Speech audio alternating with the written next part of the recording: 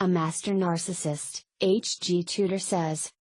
Spiritual warfare is the narcissistic mission in this system. One of our aims when we entangle you is to cause the equivalent of you feeling as if you are being buried alive. Doing this keeps you in our grip and under our control. For some people, the thought of being buried alive causes them considerable terror. The concept of being bound and dropped into a prepared hole in the ground, lying against the cold, damp earth as the first shovel load of earth lands on you, dirt cascading over your face as you blink frantically trying to avoid it going in your eyes. A second shovel load lands, this time more compact, and it hits your torso with the equivalent of a moderate punch to the ribs. You shout out, but your unknown assailant does not respond as more earth cascades down onto you. You kick and wriggle, but soon the earth begins to heap around you, your movements are constrained and you are trying to back up so you can keep your head as high as possible, just as you might do during our devaluation of you, trying desperately to retain some dignity. You continue to shout and scream and you begin to wonder whether you are making any sound at all as there is no response. Your legs are now covered and you are unable to move them now, the weight of the earth on them pinning them into place. Someone else has now taken control of how much you can move and they have deemed that there is to be no movement, at least from the waist down. Still, that steady and rhythmic motion can just about be heard above you as the dirt continues to fall, a steady curtain of earth which is creating your tomb. The encroaching earth has moved over your chest and you look down, arms tied in front of you as you lift them up and down, breaking the layer of earth for a little longer. On it continues as more and more dirt tumbles onto you, now making it seem as if the ground is swallowing you. How many times had you wished that would happen when you were on the receiving end of one of our vicious tirades?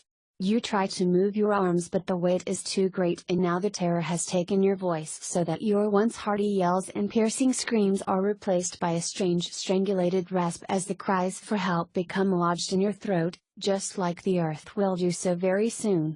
Your pleas to be spared, your bid for clemency and begging for mercy has gone unheeded as the earth continues to rise and you shake your head from side to side, trying to fight off the onslaught.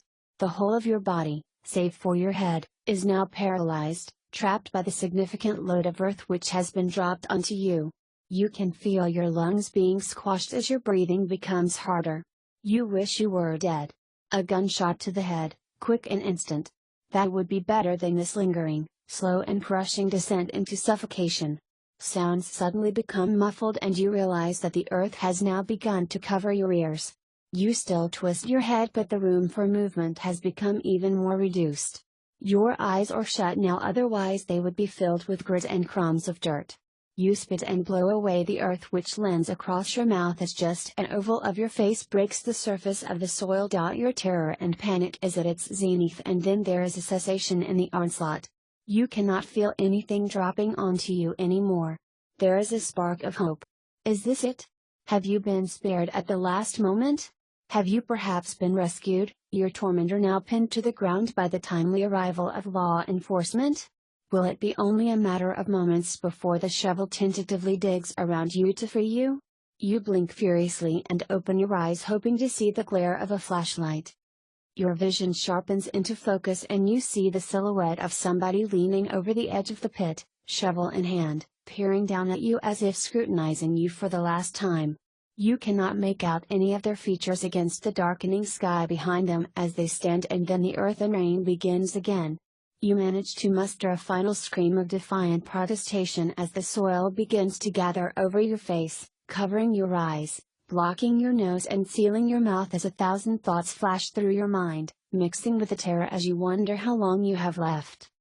Such a thought of being buried alive by an unknown aggressor, or waking in a coffin having been mistakenly thought dead and thus buried alive, hands scrabbling at the smooth wood, yells and shouts unheard through the coffin lid and heaped earth above, causes considerable anxiety in many people.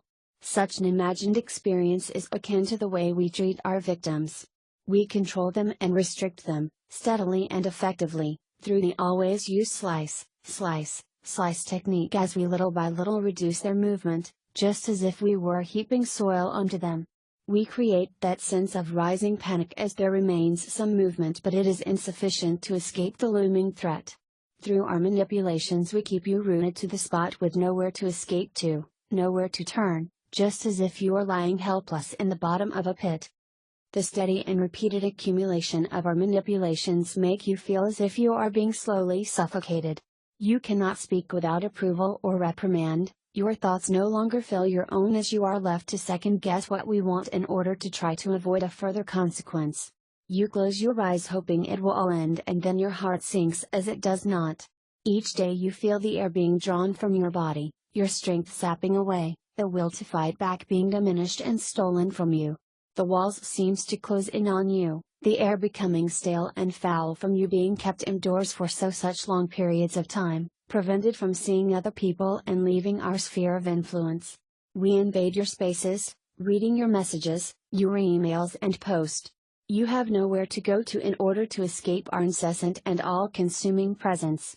We are like a weight on your chest, around your neck and about your heart. Your identity is steadily squeezed from you as we impress our thoughts, needs, desires and demands on you. Every day the pressure increases, just like the weight of the earth piling on your chest. You beg and plead for relief from this incessant pressure, but just like the silent and unresponsive wielder of the shovel, you receive no respite from us either. The panic rises and the anxiety robs the breath from your lungs, forcing you to gasp as the panic attack takes you in its grip. You are suffocating. You cannot breathe. We are all around you, pressing against you, holding you, pressurizing you, leaning on you, invading your space and driving the breath from your body. Being with us is just like being buried alive.